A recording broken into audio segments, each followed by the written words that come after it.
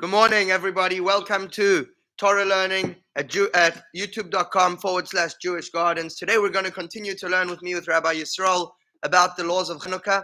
We did start a little bit more on a philosophical end about the laws of Chanukah, but today we're actually going to go through some of the laws. So the first thing to just keep in mind is the general theme of Chanukah, and that helps us a lot with the understanding of some of the laws. Obviously, as we've stressed many times, not all laws make sense.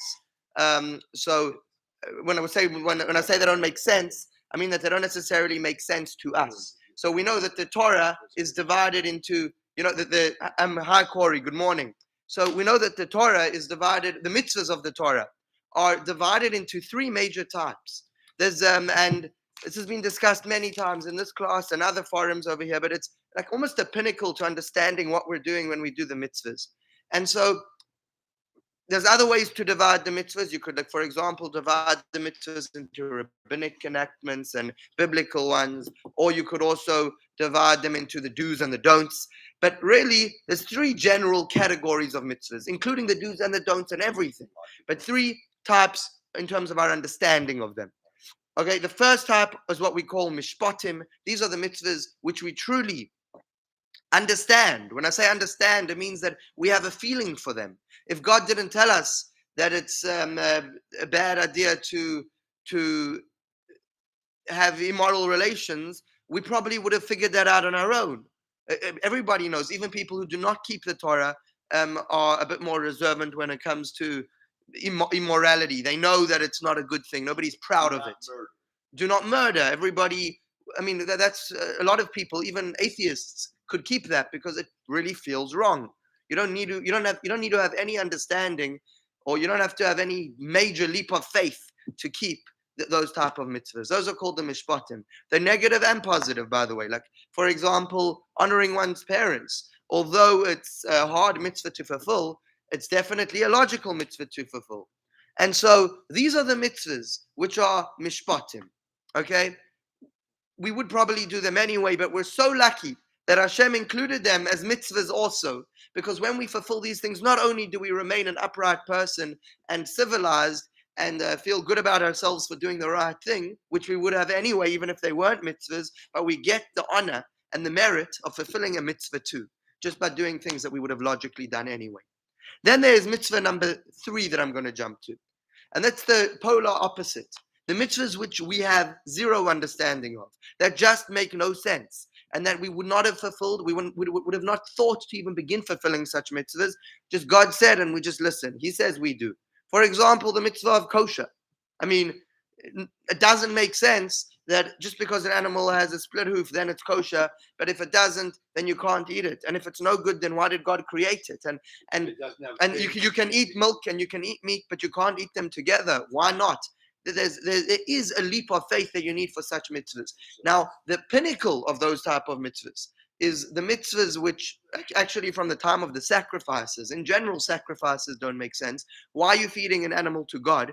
Behold, he doesn't eat. He's God. So why do you need to give him a physical sacrifice? And moreover, the laws of impurity. A lot of that doesn't make sense. A person becomes impure. Even if they clean themselves, they're still impure. They need to wait a certain amount of time. Then they dunk in a mikveh and then they're good. I mean, what's that transformation? How does that make sense? The list goes on and on. Those mitzvahs are called chukim. So it would be in Hebrew, ches, vav, kuf, yud, mem, chukim. But in English, I would probably spell it ch for che and then ukim. Chukim. Chukim are the mitzvahs which really take a giant leap of faith. That's a third level. Yes, it's the third level. And I jumped to that because it's the polar opposite, because there's a middle level. There are mitzvahs which do but don't make sense. These ones are called edus. Edus means testimonials. Edus. I would probably spell that in Hebrew, it is spelled ayin dalet vav taf, edus. But in English, I would probably spell it eidus if you're taking notes. So edus. Edus means testimonials. Now, these mitzvahs don't really make sense on the surface of things. You would have never come up with them yourself. But once you hear their explanation, they make a lot of sense. Okay? For example, a mezuzah or tefillin.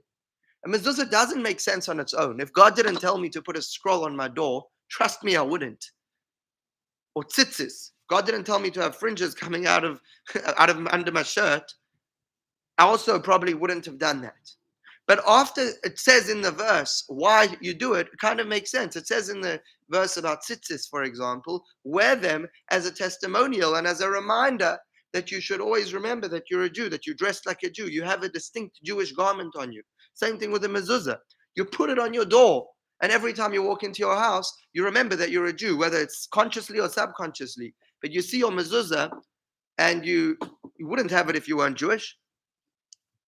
You wouldn't have it if you weren't Jewish. So it is a reminder that you're Jewish or a connection to your Jewish roots. So and that's why we're supposed to put on a mezuzah. So those are called testimonials. So we've now divided the mitzvahs into a yarmulke would also be a testimonial. It's not really entirely a mitzvah yarmulke, but it's a custom, which is a testimonial custom. And so it's not a mitzvah. It's not on the same level as the mitzvahs, but it's a custom very embedded in the Jewish way.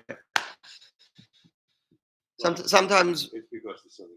Yeah, it's a testimonial type of custom, right? It doesn't make sense, but like once it's done, you kind of get it. So nonetheless, so those are the three general types of mitzvahs, and there is a lot of overlapping sometimes. Like, even the third category of mitzvahs, which make no sense, sometimes you get a cool explanation. It doesn't mean that it suddenly makes sense, but it definitely puts a little bit of perspective into it.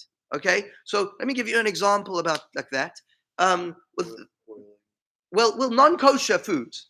Non-kosher foods.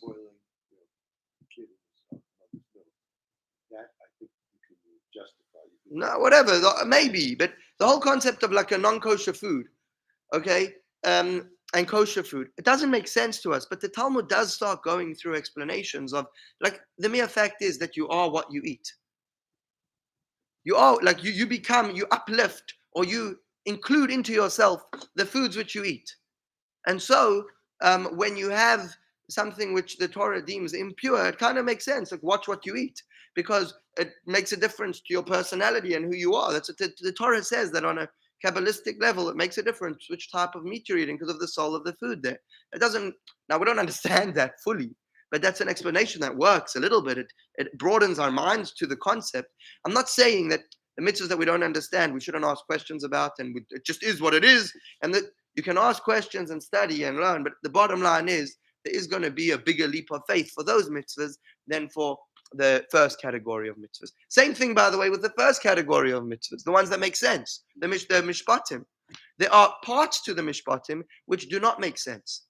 For example, honoring one's parents is okay, that's logical. But when you get into the intricacies of the laws of honoring one's parents, it stops making. There are some parts which you kind of have to take a leap of faith for. Let me tell you, for example, one of the things, part of honoring one's parents is the prohibition to draw blood from one's parents. You are not allowed to. You in the back in the day when the Jewish Beis Din was in charge of like legal matters in Israel, you were in serious trouble if you drew blood from a parent, if you scratched a parent, or if you released blood from a parent. That is part of the thing. Now, it kind of gets interesting because sometimes it's actually helpful to release blood. Like, you had to, back in the day, be careful as part of this law. If your dad had a splinter in his toe, if you could get somebody else to help him with the splinter, it's better because you may end up drawing blood. And that seems like, oh, hold on, isn't the whole point over here just to be kind and nice to our parents? And over here, what he wants is help. That part's true. Or like, hello, isn't it the whole point to be nice? Like, surely you should be being nice here also and releasing the splinter for him. And the answer is no, because we're not keeping the mitzvahs. You see, all the mitzvahs are on the same pedestal on a certain level. We understand some, there's others that we don't understand. But the bottom line is we keep them all because God said to keep them. Not because we understand them and not because we don't understand them, but because God said to keep them. In other words, if one day my mind changes and suddenly it stops making sense to me to honor my parents, they said something out of line or they hurt my feelings, and now for me, they've crossed a certain line, and I don't believe that it's the ethical. I don't think anybody would look badly on me if I stopped honoring them after what they did to me or something like that. According to the Torah, you still have to honor your parents. So it's not bound to the logic, but it's all. The bottom line is that all of these things are mitzvahs, and they're commandments, and we're supposed to fulfill them because God said to keep them. And moreover, moreover, another big point about these is that, let's think about the ones that make sense. Why do they make sense? Why does it make sense to us that we'll get to questions in a minute? But why do you think? And I see that we got a nice crowd of participants on this morning. So good morning, Corey and Lauren and Winston and Elaine, Dan, Gaika, Garrett, Fran. Good morning, everybody. I want to know, why do you think the mitzvahs which make sense? What I'm asking is, like, a mitzvah like do not murder. It's kind of logical. We wouldn't go. Why is that logical to us? Not to murder. It helps society. Norm. It's a societal norm. Why? How did it become? And not by the way, it's not a societal norm everywhere, unfortunately. But It's not. when a person murders, either they feel very, very guilty, and if they don't, they need to be locked up. I think universally recognized that murder is bad. Why is that? Or pedophilia, or something like that. Like, we're all very, very clear that these things are no good. Or even immoral relations, like it says in the Torah, one may not have relations with his mother. Like, a normal person doesn't even think in that direction. It's not even attractive. Why is it so logical? Why is it so disgusting for us to do that? Or why are these things so clear to us? Well, it's even incest, where biblically, way back when, that was acceptable. Incest was never acceptable. Well, I don't know. I mean, we have Adam and Eve. Were they Jews? Were they Jews? Yeah. Oh, they were orange. Were they siblings?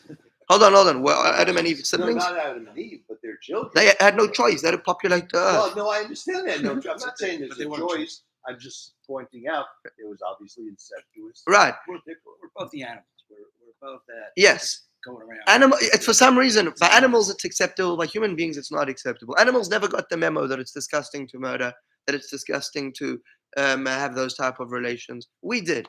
You know why? You know why we got it? Because God gifted us with it. You can't actually on a board right now explain to anybody logically why murder is bad. If they just keep asking you why, because it kills people, and what's wrong with that? Then there's less people, and what's wrong with that? It might happen to you, and what's wrong with that? At a certain point, there's just a realization, a common realization, a shared realization that we have that some things are bad. And that's a gift from God. He gave it to the human race in particular. He didn't give it to animals. And he gave it to us because he wanted to share some of his wisdom with us. But the key word there, my friends, is that he wanted to share some of his wisdom with us. He didn't share all of his wisdom with us. Had he shared all of his wisdom with us, then we would have clearly understood with as much passion and understanding as we understand that murder is bad. We would have also understood that that non-kosher is a human evil. That you cannot eat that. That's just a repulsive abomination to eat such a food. Except when the Mashiach comes, it'll be kosher. Yeah. But at this point, that's another part that makes no sense. Yet, then it will make sense because we'll be given some of that insight. The bottom line is that the reason and that's a very important thing to take around with us. That understanding that we keep the mitzvahs not because we understand them, because the fact that we understand them is actually just a God-given gift. But in front of God, the mitzvahs are on the same pedestal. The one you understand, the one you don't understand. There's only one or two mitzvahs which are on a higher pedestal. The value for human life, for a reason unknown to us, is on a higher pedestal than the others. And that's why you are allowed to desecrate the Shabbos or desecrate the Yom Kippur or anything else in order to save a life. This is a very, very important thing. It's a perspective which changed my relationship to God. Because one often struggles with those other mitzvahs. You wonder, you're putting a mezuzah on your door. Does that make me truly a better person? We often mistranslate the word mitzvah as good deed. But it's not such a bad mistranslation because it is true that mitzvahs are good deeds. But we often don't feel that way. A mezuzah on my door is a good deed. Who exactly did I help? Putting an ancient scroll on my door. But now, you helped your whole family. But how did I help my family? It's a safety valve. Yeah, how does it make my home safer? Protection. It's God's protection of your you believe that. You're lucky you believe that. Bottom line is, like a fool? Yeah, no, you're not a fool. It took the leap of faith that we're supposed to take. I also believe it 100%. But the bottom line is that all these mitzvahs are on the same pedestal. Don't. It's so easy to sometimes. You have people that say, you know what I am. I'm not observant, but I'm a good person. Look, we're all on a journey. We could always be a little bit better. But when you make a comment like that, what you're basically implying is that you've decided which are the important morals. And I'm not being radical here. I'm just sharing the facts that I agree. the big leap of faith, and it's something hard to work towards. We're not all holding there. Nobody's holding there entirely. That's like When I'm saying this, I'm saying we should all, this is a joint thing, me too. We have to get ourselves to a place in our belief that we value the importance of the mitzvahs that we don't understand just as much as the mitzvahs that we do understand. That's where we get the Reform Judaism. So if you're a good person, that means you're a good Jew. That's it. So I don't want to make blanket statements about any of that stuff. Well, I'm just saying my experience. But there are people who there have definitely been branches, or I have seen such synagogues where really traditional Jewish law is now made to be, it's irrelevant. God didn't intend it for 2022. But the main thing that you have to is passionate about the environment or something. In fact, there's a kosher stamp to look out for, which is a very not good kosher stamp. It's a certain K. There's lots of Ks. Most of them are good. There's one that I'm going to show with you. It's like a octagon K or something. It's a new one. And it's something to watch out for because it's actually not, I believe it's problematic. It's made by a kind of a wishy-washy organization, like one of these temples, that decided that kosher is not what the Torah says kosher is. Modern day kosher means that they are conscientious for animal rights and that they are, and that the factory is environment friendly. And that's what new kosher means for that temple. And that's where the mistake starts. The mistake starts when you start bringing your own logic into the mitzvahs. You call it a temple. It's interesting. They all reform call it temples. There's only one. Well, the reason fine. No, I know. I mean, So, but no, the reason that's relevant over here, I'm really not one to talk politics, but the reason that's relevant is because that's where this starts. Keith, that's where this starts. That mistake started right over here. There would be no such movement if people could have initially stuck to the facts and understood that we don't fulfill. We're not look. First of all, let's make two things mutually exclusive. The fact that we're Jews and our Jewish practice are two different things. Absolutely. A Jew is a Jew. Doesn't matter how. You don't have to wangle your way and change the Torah in order to be considered a Jew. You don't even have to be observant to be considered. You're Jewish because you're Jewish. Lucky you were born part of the Heart Club. That's what it is. But the difficulty, I guess, is when you're.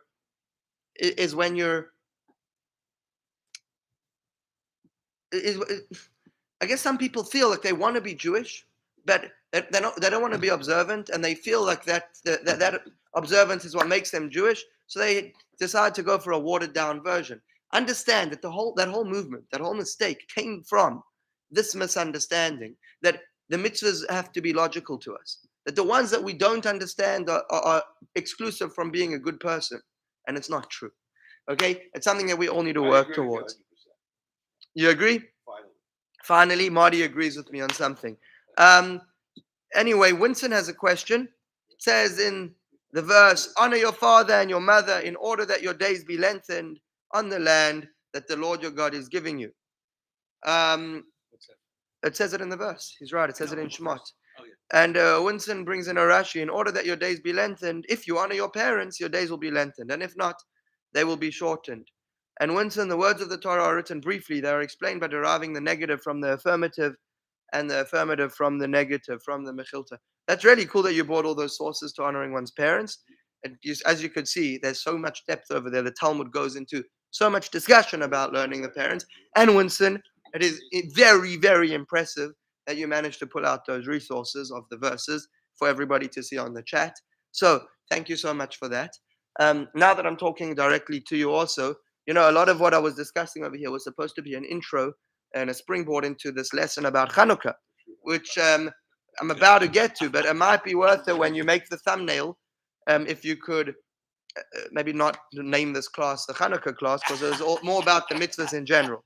Anyway, at this point, let's segue into the topic of Chanukah. That was all an introduction because I wanted to ask you guys, Yes. of those three categories of mitzvahs, where would you put the menorah? I probably would put it under B, which was the Idus. Eidos. Yeah, that is the menorah. Menorah is Eidos. It is a mitzvah which it's definitely it's like helpful and reminiscent, but it's not something I would have done, especially with all the laws of 1 on the first night, 2 on the second night. It has to be with oil, etc., etc. There's a lot of things about it that are logical and are made sense and are explained to us, but nonetheless, it's not a logical mitzvah. Some of the things that are explained to us is that the 8 branches of the candle represent the number 8, the infinite journey of the Jew, and the light of infinity, which definitely the Ein Sof, right? Okay, so I'm going to tell you a few more laws about Chanukah now. First of all, a custom on Chanukah. When it comes to, you can use any light, you really can, but it is customary to use oil lamps. If you can, you can use any candle, but if you could use an oil candle or an oil lamp, that's the best. The way we do it is an oil lamp with cotton wicks. You make a little cotton wick. If that's unavailable, you can use anything. You can use paraffin candles or wax candles. Beeswax candles are used very often. I use one of those for the shamish, what the shamish is. There's 8 candles and then there's one tall one in the middle. The reason, by the way, for the tall one, I don't know if everybody knows this, it's because you're not allowed to use the other lights. The point of the menorah lights is to see them, and to see them only, as a reminder of what happened on days long ago. 1 for each night, we share the sweet light. I forgot the rest of the song. Now, here's the thing. You're only allowed to see them. We even say that in the song right afterwards. We say in Haneres Halalu, Ve'ein lanu reshus leishtamesh bahem elo liroisam bilvad. We do not have permission to use them, rather only to look at them. Think of somebody at the door. That's for the Hebrew class, yeah. Okay, so that's the first reason why we have a shamish. Okay, now it is the Chabad custom to place the menorah on a chair or the like within the doorway next to the doorpost opposite the mezuzah. I know that sounds like a lot, but if here's the mezuzah, here's the other side of the door, you put a little stool down and you put a menorah on the opposite stool, and that way the doorway is fully surrounded with mitzvahs. You walk through a door, there's a mezuzah on the one side and a menorah on the other side, and that is the Chabad custom. You're supposed to put it on a doorway. If you have a doorway, like a sliding glass door that leads out onto the street, then that is your apex situation, because remember, there's also a custom of publicity. So a person wants to know, where should I put my menorah? So on the kitchen counter is actually a last resort. Because, unless the kitchen counter is by a window. Your first best situation is, okay, there's 2 situations. That 2 customs. Some people put it right by the window so that everybody could see it, and some people put it in a doorway so that as you go into the room you see it, any doorway in your house, and that it's opposite the mezuzah, so that the doorway is surrounded by mitzvahs. Your best case situation is if you could get both. If you have a glass doorway that's a window and people could see your menorah, and with that you also have the doorpost surrounded with mitzvahs. Okay, next up, the menorah has to be 3 handbreadths above the floor and preferably lower than 10 handbreadths. What is a handbreadth? This is a handbreadth, a clenched fist. So if you take your hand and put it on the floor next to the door, here's where the doorway begins, right? And you put, here's the floor, here's the carpet, or here's the floor of my house, right? Okay, you got to do this. You can't put it directly on the floor. You should make it at least 3 handbreadths above the floor. 1, 2, 3. And then there's hopefully a stool that's at least that high. Now that's pretty short. Right. That's like 1 foot almost only. So you have until 10 of those. So it should be, which is basically a third of your doorway. Try get it in the bottom third of your doorway. Okay? That's even if you're not doing it in a doorway, if you're doing it by your window, Again, try your best to put it at a lower door, at a lower one. Within 10 breaths from the, or within 10 breaths from the windowsill. No, the 12, it doesn't start at the floor of the building. No, It no, starts I'm at the just- floor of your house. I know, I'm just saying. Who's going to see the 12th floor? I'm gonna.